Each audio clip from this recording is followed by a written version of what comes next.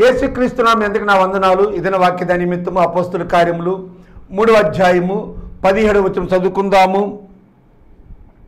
సహోదరులారా, మీరును మీ అధికారులను తెలియక చేసిరని నాకు తెలియను. దేవునికి స్తోత్రం. హల్లెలూయా, హల్లెలూయా, హల్లెలూయా. క్రీస్తునందు ప్రియులైన సహోదరి సహోదరులారా, శాంతి టీవీలో ప్రసారమవుతున్నటువంటి ఆయన హెచ్చవలసి ఉన్నది, హీ మస్ట్ ఇంక్రీజ్ అనేటువంటి అనుదిన వాక్య వ్యాఖ్యాన కార్యక్రమ వీక్షకులైన అనుదిన వీక్షకులు కావచ్చు, అప్పుడప్పుడు వీక్షకులైనట్టు మీ అందరికీ ప్రత్యేకమైన వందనాలు, శుభాలు తెలియజేస్తున్నాను. నేను మీ సహోదరుని సంతోష్ని. నేను నెల్లూరులోని శాంతినగర్ డైకస్ రోడ్లోని గిడియోన్ మిషన్ చర్చ్ జిఎంసి అనేటువంటి చిన్న చర్చ్ ఆ సంఘ కాపరిగా పనిచేస్తూ పరిచర్యలో భాగంగా దేవుడు నాకు అప్పగించినటువంటి గిడియోన్ ఫెలోషిప్ ఇంటర్నేషనల్ అనేటువంటి సహవాసం యొక్క బాధ్యతను బట్టి ఆయా ప్రాంతాలు తిరుగుతూ దేవుని పరిచర్యను కొనసాగుతున్నాను. తెలంగాణలోను మరియు ఆంధ్రాలోను ప్రభు కృపను బట్టి సుమారు 130 మంది సేవకులు ఉన్నటువంటి చిన్న సహవాసం. ఇంకా 130 మంది ఉన్నారు కదా, చిన్నది ఎలా అవుతుంది అంటారేమో, కానీ ఇంకా చాలా సంఘాలు కలిగినటువంటి ఒక సహవాసంగా అనేక సంఘాలను మనం అడాప్ట్ చేసుకొని లేకపోతే ప్లాంట్ చేసే విధంగా ప్రభువు సహాయం చేయాలనేది నా కోరిక. దేవుని స్తోత్రం. హల్లెలూయా. మీ ప్రార్థనా విషయాల కోసం నన్ను సంప్రదించాల్సిందే కోరుతున్నా. నా 2 నంబర్లు ఉన్నాయి. నా 2 వాట్సాప్ నంబర్లు ఉన్నాయి. ఒకటి జియో నంబర్ ఒకటి ఉంది, ఒకటి ఐడియా నంబర్ ఒకటి ఉంది. అంతేకాకుండా నా ఈమెయిల్ ఐడి ఉంది, gfihmi2015@gmail.com. GFI అంటే గిడియోన్ ఫెలోషిప్ ఇంటర్నేషనల్. HMI అంటే హీ మస్ట్ ఇంక్రీజ్, ఆయన హెచ్చవలసినదే కార్యక్రమం పేరు. 2015@gmail.com అనేటువంటి ఈమెయిల్ ద్వారా నన్ను సంప్రదించవచ్చు. సంతోష్ నెల్లూరు అనేటువంటి ఫేస్బుక్ పేజ్లో మీరు వెళ్ళి అక్కడ కూడా నన్ను కాంటాక్ట్ చేయొచ్చు. యూట్యూబ్ కామెంట్ సెక్షన్లో కూడా హీ మస్ట్ ఇంక్రీజ్ అనేటువంటి ఛానల్, లేకపోతే గిడియోన్ మిషన్ చర్చ్ అనేటువంటి ఛానల్లో మీరు అక్కడికి వెళ్ళడం ద్వారా అక్కడికి వెళ్ళి ఆ కామెంట్ సెక్షన్లో మీరు కామెంట్స్ పెట్టవచ్చు. అక్కడ మీ అభిప్రాయాలు మీరు నిర్మోహమాటంగా తెలియజేయచ్చు. దేవుని స్తోత్రం. వాట్సాప్ ఆడియో కాల్స్ ద్వారా, లేకపోతే ఆడియో రికార్డింగ్స్ ద్వారా, లేకపోతే జనరల్ మెసేజ్లు SMS ద్వారా మీరు మీ అభిప్రాయాలు తెలియజేయచ్చు. ఈ కార్యక్రమం ప్రభు కృపను బట్టి 2020వ సంవత్సరం నుంచి కొనసాగుతుంది. అనగా గత 6 సంవత్సరాలుగా కొనసాగుతుంది. కరోనా టైంలో కూడా కొనసాగింది. కరోనా టైంలో ప్రభు కృపను బట్టి ఆగిపోలేదు. దేవుని స్తోత్రం. హల్లెలూయా. ఇప్పటి వరకు 1970కి పైగా ఎపిసోడ్లు చేయడానికి ప్రభు సాయం చేశాడు. 1970 ఎపిసోడ్లు, 1-2 ఎపిసోడ్లు కాదు. అందును బట్టి నేను ప్రభు నామాన్ని మహిమపరుస్తున్నాను. ఇట్టి సంగతులకు నేను చాలిన వాడిని కాదు, దేవుడు నన్ను చాలిన వాడిగా చేశాడు. ఈ మట్టి ఘటములో మహిమైశ్వర్యాన్ని నింపింది ఆయనే, కనుక ఆయనకు మాత్రమే ఘనత, మహిమ, ప్రభావాలు ఆరోపిస్తూ ఆయన హెచ్చవలసి ఉన్నది, నేను తగ్గవలసి ఉన్నది. ఆయన హెచ్చవలసి ఉన్నది, మనందరం తగ్గవలసి ఉన్నది అనే సంగతిని గుర్తు చేస్తూ ఈ సమయంలో మనం దేవుని మాటలు విందాం. దేవుని మాటలు వినడానికే మనం కూడుకొని ఉన్నాం. ఇంకొక 24 నిమిషాల సమయం మీరు ఎక్కడికి వెళ్ళకుండా, కదలకుండా, రిమోట్ కాస్త పక్కన పెట్టి వాక్యం మీద దృష్టి కేంద్రీకరించాల్సిందిగా ప్రేమపూర్వకంగా కోరుతున్నాం. దేవుని స్తోత్రం. హల్లెలూయా, హల్లెలూయా. మీ ప్రార్థనా మనవులు ఖచ్చితంగా మాకు తెలియజేయండి. ప్రతి వారం శుక్రవారం ఉదయం సాయంత్రం, శనివారం ఉదయం సాయంత్రం మా స్థానిక మందిరంలో ఉపవాస కూడికలు జరుగుతాయి. అప్పుడు వేరు వేరు విషయాల కోసం ప్రత్యేకంగా ప్రార్థన చేస్తాం. ఉదయం 1 గంటకు పైగా ప్రార్థనా మనవులే, సాయంత్రం కూడా అలాగే ప్రార్థన చేస్తాం. ఈ 2 రోజులు అలా ప్రార్థన చేస్తాం. కనుక ప్రార్థన చేస్తే ఏదో జరుగుతుందని కాదు, కానీ ప్రభు సమయంలో ప్రభు కార్యాలు జరుగుతాయి. కనుక ప్రార్థించినప్పుడు కూడా ప్రభు కార్యాలను మనం గుర్తించవచ్చు. ప్రార్థన చేసి అనేకమైన ప్రభు కార్యాలు పొందుకున్న వాళ్ళు ఉన్నారు. కాబట్టి ప్రార్థనను నమ్ముతున్నామని కాదు, ప్రార్థన ఆలకించే ప్రభువుని నమ్ముతున్నాం. ప్రార్థనలో శక్తి ఉందని మేము అనుకోవడం లేదు, కానీ ప్రార్థన ఆలకించే దేవుని శక్తిని మేము గుర్తిస్తున్నాం. దేవుని స్తోత్రం. అందరూ ప్రార్థనా శక్తి అంటారు, కానీ ప్రార్థనా శక్తి కాదు, ప్రార్థన ఆలకించే ప్రభు యొక్క శక్తి. ప్రార్థించేవాని శక్తి కాదు, ప్రార్థనా శక్తి కాదు. ప్రార్థన చేయించే సంస్థ యొక్క సహవాసం యొక్క శక్తి కాదు. ప్రార్థన ఆలకించే వాని శక్తి. దేవుని స్తోత్రం, హల్లెలూయా. ప్రార్థించేవాడు నిస్సహాయుడై బలహీనుడై ప్రార్థిస్తున్నాడు, కానీ ప్రార్థన ఆలకించేవాడు నిరంతరము నిలిచిన వాడై బలవంతుడై ఆయన ప్రార్థన ఆలకించడానికి సిద్ధంగా ఉన్నాడు. ప్రార్థన ఆలకించే అద్భుతాలు చేయడానికి సిద్ధంగా ఉన్నాడు. నిన్న నేడు నిరంతరము ఏకరీతిగా ఉన్నటువంటి దేవుడు, తన స్వభావానికి విరోధముగా ఏమీ చేయజాలని దేవుడు, అబద్ధమాడజాలని దేవుడు, పశ్చాత్తాపడుటకు నరమాత్రుడు కాని దేవుడు. స్తోత్రం, హల్లెలూయా. కాబట్టి దేవుని మనం సేవిస్తున్నాం. What a great God, what a mighty God we serve. దేవునికి స్తోత్రం, హల్లెలూయా. దేవునికి స్తోత్రం. ఈ సమయంలో మనము దేవుని వాక్యాన్ని ధ్యానించుకుందాం. దయచేసి జ్ఞాపకం చేసుకోండి, వచ్చే నెలలో, అనగా వచ్చే నెల అంటే జూన్ నెలలో, అంటే ఈరోజు 29 కనుక ఇంకా 2 రోజుల తర్వాత కొత్త నెలలో ప్రవేశిస్తాం. జూన్ నెలలో 22వ తేదీ, అది 4వ ఆదివారం వస్తుంది. 4వ ఆదివారం నెల్లూరులోని టౌన్ హాల్లో ఉజ్జీవ కూడిక ఏర్పాటు చేస్తాం. ఆ ఉజ్జీవ కూడిక గురించి సమాచారం మీకు తెలియజేస్తాం. కనుక ఖచ్చితంగా మీరు మీ కుటుంబ సభ్యులు రావాల్సిందిగా మిమ్మల్ని ప్రేమపూర్వకంగా కోరుతున్నాం. మే నెలలో కూడిక చక్కగా జరిగింది, అందును బట్టి నేను ప్రభు నామాన్ని మహింపరుస్తున్నాను. ప్రభు కృపను బట్టి అక్టోబర్ నెలలోనూ నవంబర్లో కూడా పెట్టాం, డిసెంబర్లో పెట్టలేదు. తర్వాత జనవరి, ఫిబ్రవరి, మార్చ్, ఏప్రిల్, మే, అనగా సుమారు 7 ఉజ్జీవ కూడికలు టౌన్ హాల్లో ఏర్పాటు చేయడానికి ప్రభు సాయం చేశాడు. అంటే ప్రతి నెలా జరిగేటువంటి ఒకవేళ 2వ ఆదివారం కానీ 3వ ఆదివారం కానీ, లేకపోతే మరి ఇది మొట్టమొదటిసారి జూన్ నెలలో 4వ ఆదివారం కూడిక ఏర్పాటు చేస్తున్నాం. కనుక ఉజ్జీవ కూడికి మమ్మల్ని అందరినీ ప్రేమపూర్వకంగా ఆహ్వానిస్తున్నాం. 6:30 గంటలకు ఆరంభమై 9:30 గంటలకు ముగించబడుతుంది. 7:45 మొదటి మెసేజ్ ఉంటుంది, తర్వాత 8:30కి రెండో మెసేజ్ ఉంటుంది. 2 సందేశాలు, కొన్ని పాటలు, ఆరాధన. కాబట్టి ఈ కార్యక్రమానికి మిమ్మల్ని ప్రేమపూర్వకం జూన్ నెలలో జరిగేటువంటి మీటింగ్కి మిమ్మల్ని ప్రేమపూర్వకంగా ఇప్పుడే ఆహ్వానిస్తున్నాం. అంటే 3 వారాలకు ముందుగానే మిమ్మల్ని ప్రేమపూర్వకంగా ఆహ్వానిస్తున్నాం. కాబట్టి don't miss that opportunity. Please surely attend our revival meeting on June 22nd, 2025, Sunday evening, 6:30 at Town Hall beside VRC ground, Nellore. దేవునికి స్తోత్రం, హల్లెలూయా, హల్లెలూయా. రండి, ఈ సమయంలో మనం నిన్న మనుషులు దేవుళ్ళని అనడం లేదు. మనుషులు వేరు, మనిషి వేరు, దేవుడు వేరు. మనిషే, దేవుడు దేవుడే. మనిషి ఎప్పుడు దేవుడు కాలేడు, దేవుడు ఎప్పుడూ దేవుడే.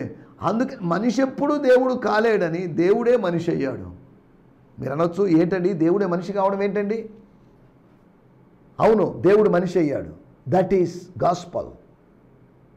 అదృశ్యుడైనటువంటి దేవుడు, శరీరము లేని దేవుడు, శరీరానికి అతీతుడైన దేవుడు, సమయానికి అతీతుడైన దేవుడు శరీరాన్ని ధరించుకొని ఈ లోకానికి వచ్చాడు. That is incarnation. అది నరావతారము. ఆది యందు ఉన్నటువంటి వాక్యము, he pitched his tent among us. ఆయన మన యొద్దకు వచ్చి మనలాగా రక్త మాంసముల్లో పాలివాడయ్యాడు. ఇదే నరావతారం. This is a good news. శరీరము లేని దేవుడు శరీరాన్ని కలిగి ఉన్నాడు. శరీరము కలిగి ఉన్న మనము ఒకరోజు శరీరము లేని వారిగా మారుతాం. అవును, శరీరం ఉండదు మనకు. మన పుట్టుకకు ముందు మనకు శరీరం లేదు, మన మరణం తర్వాత మనకు శరీరం ఉండదు. మన శరీరము క్షయించిపోతుంది. కదిలిన శరీరము, చైతన్యం కలిగిన శరీరము ఒకరోజు నిర్జీవమైపోతుంది. హరి స్తోత్రం, హల్లెలూయా. కాబట్టి ఇవన్నీ ఎందుకు చెప్తున్నాను అంటే, మనిషికి పరిమితులు ఉన్నాయి, కానీ దేవునికి పరిమితులు లేవు. God can do anything. మనిషికి అసాధ్యమైన కార్యాలు ఉన్నాయి, కానీ దేవునికి అసాధ్యమైన కార్యాలు లేవు. 4 విషయాలు, 4 కార్యాలు. మనుషులు చేసిన 4 కార్యాలు, దేవుడు చేసిన 4 కార్యాలు. మనిషి చేసిన దానిని, మనిషి చేసే సగంలో విడిచిపెట్టిపోయిన దాన్ని దేవుడు చేశాడని కాదు నేను అనడం. స్తోత్రం, హల్లెలూయా. మనిషి చేశాడు, దేవుడు చేస్తాడు. మనిషి చేసినవే దేవుడు చేస్తాడని అనడం లేదు. దేవుడు సృష్టిని చేశాడు, మానవుడు గోపురం కట్టుకోవాలనుకున్నాడు. దేవుడు ఏదైనా తోటను వేశాడు, మానవుడు ద్రాక్ష తోటను వేసుకున్నాడు. అనగా మానవుడు ఏదైనా పని చేయడానికి ప్రేరణ, స్ఫూర్తి దేవుడే. దేవుడు చేసిన దాన్ని బట్టి మనిషి చేస్తున్నాడు. దేవుడు మనిషి కన్నా ముందుండి, పర్వతములు పుట్టక మునిపే, భూమి పుట్టించబడక ముందే తరతరములుగా ఉంటూ, మనం ఒక తరములో ఉంటాం. 2 తరాలు, 3 తరాలు, 4 తరాలు. యోబును గురించి రాబడింది 4 తరాలు చూశాడు. అంతకుముందు 1 తరం, మొత్తం 5 తరాలు చూశాడు యోబు. అంతే ఆయన స్టోరీ. 6వ తరములో ఆయన లేడు. ఆయన నిర్జీవుడయ్యాడు, విగత జీవుడయ్యాడు, భూమిలో కలిసిపోయాడు, వెనకటి వలె మన్నైపోయాడు. ఎన్ని తరాలు గతించినా శరీరమునకు అతీతుడైన దేవుడు ఇంకనూ సజీవుడిగా ఉన్నాడు. దేవుని స్తోత్రం. హల్లెలూయా, హల్లెలూయా. మనుషులు చంపారు, దేవుడు లేపాడు. మనుషులు యేసును చంపారు. దేవుడు తాను పంపినటువంటి తన కుమారుడైనటువంటి యేసుని, తానే యేసులాగా మారినప్పుడు, తానే శరీరము ధరించుకొని యేసు అనే పేరుతో వచ్చినప్పుడు, దేవుడు తన పరిశుద్ధుని కుళ్ళు పట్టనీయకుండా, పాతాళములోకి విడిచిపెట్టకుండా, పాతాళలోక ద్వారములు ఆయన ఎదుట నిలవలేవు, సంఘం ఎదుట నిలవలేవు, సంఘమునకు శిరస్సైన క్రీస్తు ఎదుట నిలవలేవు. ఒక వ్యవస్థ ఎదుట నిలబడలేనటువంటి పాతాళలోకపు ద్వారాలు ఒక వ్యక్తి ఎదుట కూడా నిలబడలేదు. ఆ వ్యక్తి యేసు ప్రభు. దేవుని స్తోత్రం. హల్లెలూయా. మోషే ఎదుట, యెహోషువ ఎదుట ఏ మనిషి నిలబడలేడని రాయబడింది. నిలబడినోళ్ళు లేరా? ఉన్నారు. నిలబడినోళ్ళు లేరా అని ప్రశ్న మంచి ప్రశ్నే. నిలబడ్డం అంటే దాని అర్థం వ్యతిరేకించడం, అపోజ్. ఆయన్ని కౌంటర్ చేయాలనుకుంటే చేయలేరు. స్తోత్రం. హల్లెలూయా. మనం ఆలోచిస్తున్న విషయం, దేవునికి వ్యతిరేకమైనటువంటి, యెహోవాకు వ్యతిరేకమైన ఆలోచన అయిన, వివేచన అయినను, జ్ఞానమైనను నిలవనేరదు. ఆయనకు విరోధముగా పాపము చేసినప్పుడు పాపక్షమాపణ ఉండదు. మనిషికి విరోధంగా చేసినట్టే క్షమాపణ ఉంది. ఆయనకు విరోధంగా చేసినప్పుడు క్షమించబడే అవకాశం లేదు. యెహోవా మొత్తగలడు. యెహోవా అప్పుడు చంపడం మించి ఏమీ చేయలేడు. సరే, దేవుని స్తోత్రం. హల్లెలూయా. మనుషులు చంపారు, దేవుడు లేపాడు. రెండవది, మనుషులు అవమానించారు. స్తోత్రం. మనుషులు డిస్గ్రేస్ చేస్తే దేవుడు గ్లోరిఫై చేశాడు. He glorified his son. యేసుక్రీస్తును మహిమకు తెచ్చినట్లుగా, శ్రమల ద్వారా ఆయన పరిపూర్ణుడిగా చేసినట్లుగా, కుమారుడు అనేకులను ఆయన మహిమకు తీసుకుని వస్తున్నాడు. He's bringing his children to glory. మహిమ నుండి అధిక మహిమ అని 2 కొరింథీ పత్రిక 3వ అధ్యాయంలో చెప్పబడినట్లుగా, from glory to more glory. దేవుని స్తోత్రం. హల్లెలూయా. స్తోత్రం. రెండోది, మనుషులు అవమానపరిచినప్పటికీ, ఎవరినైతే పంపించాడో ఆ వ్యక్తిని అవమానపరిచారని తాను కూడా అవమానపరచలేదు. ఆయన్ను హీ ఎగ్జాల్టెడ్. స్తోత్రం. హల్లెలూయా. He glorified. దేవుని స్తోత్రం. మూడోది, మనుషులు నశిస్తారు కానీ దేవుడు పుట్టిస్తున్నాడు. వాళ్ళ స్వకీయ నాశనాన్ని వాళ్ళు కోరుకుంటున్నారు, స్వకీయ నాశనం వాళ్ళు కలుగు చేసుకుంటున్నారు. దేవుడు మరణానికి, జననానికి అతీతుడైన దేవుడు. స్తోత్రం. హల్లెలూయా. అనగా మరణానికి, జీవానికి, శరీరానికి, సమయానికి అతీతుడైనటువంటి దేవుడు అంటున్నప్పుడు ఫీలింగ్స్ లేని దేవుడు అనుకుంటారేమో, అనుభూతులు లేని దేవుడు అనుకుంటారేమో, ప్రేమ లేని దేవుడు అనుకుంటాడేమో, సద్గుణాలు లేని దేవుడు అనుకుంటారేమో. నో, ఆయన కొన్ని అట్రిబ్యూట్స్ ఉన్నాయి, కొన్ని మంచి గుణాలు ఉన్నాయి. ఆయన గుణాతిశయములను ప్రచురము చేయుటకే మనం పిలువబడ్డాం. గుణాతిశయాలు లేకపోతే ఏం ప్రచురం చేస్తాం?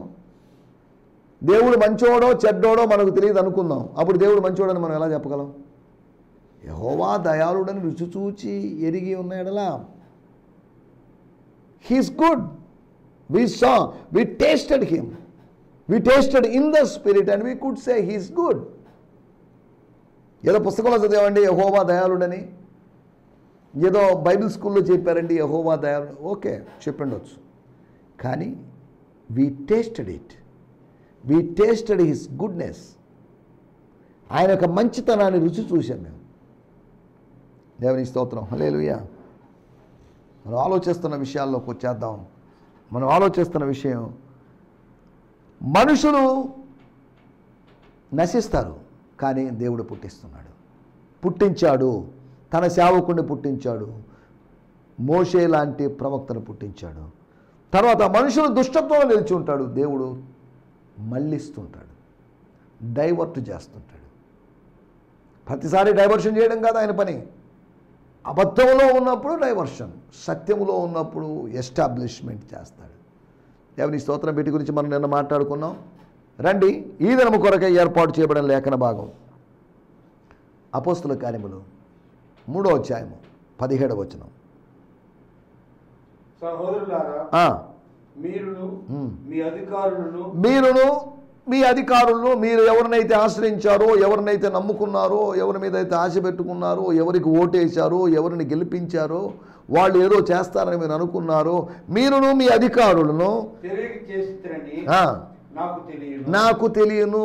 నీకు ఎలా తెలిసింది పేతురు గారు? నాకు తెలుపబడింది, తెలియజేయబడింది. దేవుడు నాకు తెలియజేశాడు. స్తోత్రం, హల్లెలూయా. 3వ అధ్యాయం 17వ వచనం వాడుక భాషలో కూడా మనం చదువుకుందాం. దానికి ముందు బ్రియాన్ సిమ్మన్స్ గారి తరచుమా నుంచి నేను చదువుతున్నాను. స్తోత్రం. 3వ అధ్యాయం 17వ వచనం. స్తోత్రం. My fellow Jews, I realize that neither you nor your leaders realize the grave mistake you made. స్తోత్రం. వాడుక భాషలో. స్తోత్రం. సహోదరులారా, మీ నాయకుల వలె, మీ ఆత్మీయ నాయకుల వలె, మిమ్మల్ని నడిపించిన నాయకుల వలె మీరు కూడా అమాయకంగా ప్రవర్తించారని నాకు తెలుసు. నాకు తెలిసిపోయింది. నాకు దేవుడు తెలియజేశాడు. నేను లేను, మీరు మీ అధికారులు కలిసి వేసినటువంటి నాటకంలో మా ప్రభువు, మా బోధకుడు బలైపోయాడనే సంగతి నాకు అర్థమైపోయింది. మీరు వేసిన ప్లాన్ ఇది, మీరు గీసిన స్కెచ్ ఇది. స్తోత్రం, హల్లెలూయా. మనం ఆలోచిస్తున్నట్టు మాటలు, జనుల యొక్క అజ్ఞానం, మీరు ప్లస్ అధికారులు అంటే యూదా మతం, మీరు ప్లస్ యూదులు, యూదా ప్రజలు ప్లస్ అధికారులు, వాళ్ళ అధికారులు అంటే రోమా అధికారులు, వీళ్ళు కలిసి ఏం చేశారు? స్తోత్రం, చంపారు మీరు. వాళ్ళిద్దరూ కలిసినప్పుడు శిలువ మరణం జరిగింది. వాళ్ళిద్దరినీ దేవుడు కలిపాడు. వాస్తవంగా యూదులు, రోమీలు శత్రువులాగా ఉంటారు. కానీ శత్రువుగా ఎంచబడిన వాడిని సంహరించడానికి శత్రువు కలుసుకున్నారు. ఈ రోజుల్లో ఎలక్షన్లప్పుడు, ఆయా సందర్భాలప్పుడు స్థానిక పార్టీలు లేదా చిన్న పార్టీలు పెద్ద పార్టీలతోనూ చిన్న పార్టీలని కలవడమో లేకపోతే మిశ్రితంగా ఒక కూటమిగా ఏర్పడడం, ఇవన్నీ జరుగుతుంటాయి మనకు రాష్ట్రాల్లో, రాజకీయాల్లో తెలిసిన. కూటమిగా ఏర్పడకూడదు, సింగిల్గానే పోటీ చేయాలని ఏమన్నా నిబంధనలు లేవు. 1, 2, 2 పార్టీలో, 3 పార్టీలో, 4 పార్టీలో అలా చేయొచ్చు. కోయాలిషన్ గవర్నమెంట్సే మనకి ఎక్కడ చూసినా, కేంద్రంలో కూడా ఇంతకుముందు మిశ్రితమైన ప్రభుత్వాలే కనిపించాయి. వాటి వల్ల వచ్చే సమస్యలు కూడా మనకు తెలిసిందే. మీరును మీ అధికారులు తెలియక చేశారు. ఏం చేశారు? స్తోత్రం. వీటి గురించి మనం ఆలోచిద్దాం. మొట్టమొదటి మాట 3వ అధ్యాయం 18వ వచనం. స్తోత్రం. దేవుడు తన క్రీస్తు శ్రమపడినని సమస్త ప్రవక్తల నోట ముందుగా ప్రచురపరిచిన విషయములను ఈలోపు నెరవేర్చును. దేవుడు నెరవేర్చాడు. దేవుడు నెరవేర్చిన దాని గురించిన జ్ఞానం మీకు లేదు. జనుల యొక్క అజ్ఞానం, జనులు అజ్ఞానంలో ఉన్నారు. People are in ignorance. నా జనులు జ్ఞానము లేక నశించిపోతున్నారు అని హోషేయ గ్రంథం 4వ అధ్యాయంలో రాయబడింది. యెషయా గ్రంథం 5వ అధ్యాయంలో రాయబడింది, నా జనులు జ్ఞానము లేక చెరపట్టబడుతున్నారు. చెరపట్టబడడానికి, నశించిపోవడానికి కారణం ఒకటే, జ్ఞానం లేదు. జ్ఞానం ఎందుకు లేదంటే ప్రతి మనిషికి జ్ఞానం ఉంది లేదా? ఒక వ్యక్తికి కంప్యూటర్ నాలెడ్జ్ ఉండొచ్చు, ఒక వ్యక్తికి సినిమా నాలెడ్జ్ ఉండొచ్చు, ఒక వ్యక్తికి ఇంకా ఏదైనా మెకానికల్ నాలెడ్జ్ ఉండొచ్చు. ఒక వ్యక్తికి వ్యాపారపు నాలెడ్జ్ ఉండొచ్చు. జ్ఞానం లేనివాడు ఎవరున్నారు చెప్పండి? ప్రతివానికి జ్ఞానం ఉంది. దేవుడు ప్రతివానికి జ్ఞానం ఇచ్చాడు. ఎవరిని ఆయన మందమతులుగానో తెలివి తక్కువ వాళ్ళుగానో దేవుడు చేయలేదు. దేవుని పోలిక, దేవుని స్వరూపం అంటే దాని అర్థం దైవికమైన జ్ఞానము అని కూడా అర్థం చేసుకోవాలి. పాపం అంటే ఏంటో, పరిశుద్ధత ఏంటో తెలీదా మనకు? ఇది ఎక్కడి నుంచి వచ్చింది? దైవికమైన స్వభావాన్ని బట్టి. ఒకవేళ తెలియదు అనుకుందాం, పాపం అంటే ఏంటో నాకు తెలియదండి, పరిశుద్ధత అంటే ఏంటో నీకు తెలియదు అని అన్నారు అనుకోండి ఎవరైనా. ఎలా తెలియజేయగలడు? మన లోపల ఉంచబడిన, మనం పొందుకున్నటువంటి, మనలో కుమ్మరించబడిన పరిశుద్ధాత్మ ద్వారా దేవుడు తెలియజేస్తాడు ఏది పాపమో, ఏది రైటో, ఏది రాంగో అనేది. అందుకనే రాయబడింది రోమాపత్రికలో 6వ అధ్యాయంలో, అది 7వ అధ్యాయంలో, ధర్మశాస్త్రము లేకపోతే పాపం అంటే ఏంటో నాకు తెలియదు. అంటే ధర్మశాస్త్రము వలన పాపాన్ని గురించినటువంటి అవగాహన దేవుడు మనకు కలిగించాడు.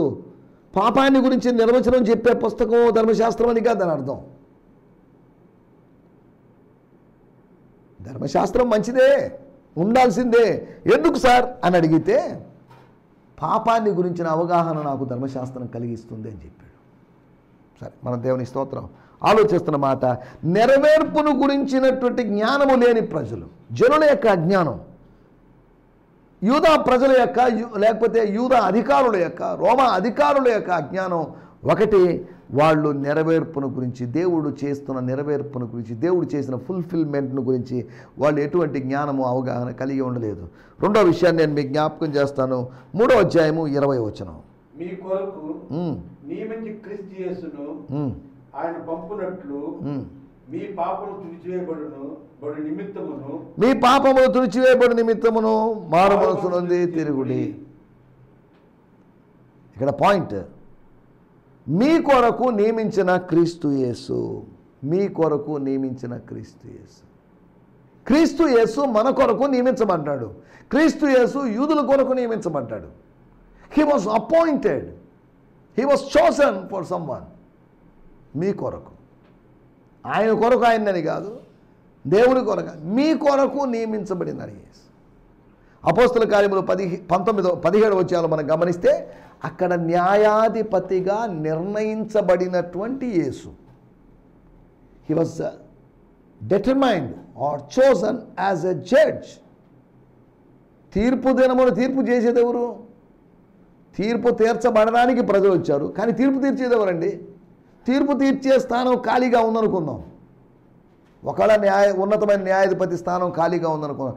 ఎంత వాదించినా కానీ రేపు ఆ ఉన్నతమైన అధికారి సాక్ష్యాధారాలను పరిశీలించిన మీదట అనే అవకాశం లేదు. ఆయన ఉన్నాడు, ఆయన వింటున్నాడు. ఉండి విన్నవాడు రేపు తీర్పును ప్రకటిస్తాడు. దేవుని స్తోత్రం, హల్లెలూయా.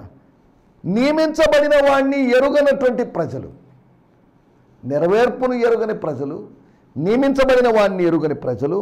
మూడో విషయము, 3వ అధ్యాయము 21వ వచనం. మీకు తెలియని ఒక విషయం చెప్తున్నాను అని పౌలు, పేతురు, దేవుడు ఆది నుండి తన పరిశుద్ధ ప్రవక్తల నోట పలికించను అంతవరకు, అప్పటి వరకు యేసు, యేసు యొక్క నివాసం పరలోకం. ఆయన ఇప్పుడు ఎక్కడున్నాడు? పరలోకంలో, తండ్రి కుడి పార్శ్వన. ఇంతకుముందు ఎక్కడున్నాడు? భూమి మీద ఉన్నాడు. దానికి ముందు ఎక్కడున్నాడు? పరలోకంలో ఉన్నాడు. అనగా పరలోకములో ఉన్నవాడు భూలోకానికి వచ్చి మరలా పరలోకానికి వెళ్ళాడు, మరలా భూమి మీదకి వస్తాడు. అంటే ఇదే కదా ఆర్డర్. ముందు పరలోకంలో ఉన్నాడు, తర్వాత భూలోకానికి వచ్చాడు, 33.5 సంవత్సరాలు జీవించాడు, తర్వాత ఆయన వెళ్ళిపోయాడు. మళ్ళీ ఇప్పుడు 2000 సంవత్సరాలుగా ఆయన పరలోకంలో ఉంటున్నాడు. కానీ ఆయన రోజు వస్తాడు, మధ్యాకాశానికి వస్తాడు, ఆయనతో పాటు మనం వెళ్తాం, కలుసుకుంటాం, యుగ యుగాలు పరలోకంలో ఉంటాం. అనగా పరలోకములో ఉన్నాడు, దిగి వచ్చి మళ్ళీ పరలోకానికి ఎక్కిపోయి, మళ్ళీ దిగి వచ్చి మళ్ళీ పరలోకానికి ఎక్కిపోతాడు. లాస్ట్ పరలోకానికి ఎక్కిపోతాడు. దేనికి? మనల్ని తీసుకొని పోతూ. దేవుని స్తోత్రం. యేసు యొక్క నివాసం పరలోకం, పరాయి లోకం, ఈ లోకం కాదు, శరీరుల లోకం కాదు, శరీరులకు అతీతులైనటువంటి దేవదూతల లోకంలో ఉన్నాడు ఆయన. అప్పటి వరకు, లేకపోతే అంతవరకు ఆయన పరలోక నివాసి అయ్యుండుట ఆవశ్యకము. నివాసాన్ని గురించిన విషయం వాళ్ళకి తెలియలేదు. 4వ విషయము 3వ అధ్యాయము 23వ వచనం. ఆ ప్రవక్త మాట విననివాడు ప్రజలను ఉండకుండా. ప్రవక్తలందరి మాట విననివాడు అని కాదు, ఆ ప్రవక్త, మోషే ప్రవచించిన ప్రవక్త, దేవుడు సిద్ధపరిచిన ప్రవక్త, మోషే కన్నా శక్తివంతుడైన ప్రవక్త. దేవుని స్తోత్రం, హల్లెలూయా. ఆ ప్రవక్త మాట విననివాడు ప్రజలను ఉండకుండా నాశనాన్ని గురించినటువంటి సత్యాన్ని వాళ్ళు తెలుసుకోలేకపోయారు. దేవుని స్తోత్రం, హల్లెలూయా. 5వ విషయం నేను చెప్పి ముగిస్తాను. 3వ అధ్యాయం 26వ వచనం. దేవుడు తన సేవకుని పుట్టించి, దేవుడు తన సేవకుని అనగా తన కుమారుని పుట్టించి అనగా లేపి, మీలో ప్రతి వానిని, మీలో కొందరిని అని కాదు, మీలో ప్రతి వానిని వాని దుష్టత్వం నుండి, వాని దుష్టత్వము నుండి మళ్ళించుట వలన మిమ్మల్ని ఆశీర్వదించుటకు ఆయనను మొదట మీ యొద్దకు పంపానని చెప్పాను. మొదట మీ యొద్దకు పంపాను, మొదట యూదుల యొద్దకు పంపాను. ఆయన తన స్వకీయుల యొద్దకు వచ్చాను, కానీ వారు ఆయన్ని అంగీకరించలేదు. వారు అంగీకరించలేదు కాబట్టి అన్ని జనులైన మనకు రక్షణ దొరికింది. వాళ్ళు త్రోసివేశారు, నిరాకరించారు కనుక మనము స్వీకరించే అవకాశం మనకు దొరికింది. దేవుని స్తోత్రం, హల్లెలూయా. ఆయన పంపబడ్డాడు, నింగి నుండి పంపబడ్డాడు, పైనుండి పంపబడ్డాడు. ఆయన పంపబడ్డం గురించి తెలియనటువంటి ప్రజలు, 5 సంగతులు తెలియని ప్రజలు, జనుల యొక్క అజ్ఞానం. ఈ 5 విషయాల్లోనే అజ్ఞానం ఉందని కాదు, వాళ్ళకి ఇంకా చాలా విషయాల్లో అజ్ఞానం ఉంటుంది. నెరవేర్పును గురించినటువంటి అజ్ఞానం, నియమించబడిన వాడిని గురించిన అజ్ఞానం, ఆయన యొక్క నివాసాన్ని గురించిన అజ్ఞానం, నాశనం కావడానికి గురించినటువంటి అజ్ఞానం, అంటే జ్ఞానం లేకపోవడం. తర్వాత నింగి నుండి పంపబడినటువంటి ఆయనను గురించినటువంటి ఆశీర్వాదాన్ని గురించి ఆ జ్ఞానము లేకుండా, అజ్ఞానంతో ఉండకుండా జ్ఞానం కలిగిన వారమే ముందుకు సాగడానికి, ఆత్మ సంబంధమైన జ్ఞానం కలిగి ముందుకు సాగడానికి ప్రభువు మనందరికీ సహాయం చేయనుగాక. ఆమేన్, హల్లెలూయా, హల్లెలూయా. ఈ సందేశము మీకు ఆశీర్వాదకరంగా ఉందని నమ్ముచున్నాము. ప్రార్థన అవసరతల కొరకు మమ్మల్ని సంప్రదించవలసిన మా చిరునామా గిద్యోన్ మిషన్ చర్చ్, 6వ వీధి, శాంతినగర్, నెల్లూరు 4, ఆంధ్రప్రదేశ్. పిన్ 524004. మా ఫోన్ నంబర్లు 7036443613 మరి ఒక నంబర్ 9392293010. మా ఈమెయిల్ ఐడి gfihmi2015@gmail.com. దేవుడు మిమ్మును ఆశీర్వదించునుగాక. ఆమేన్.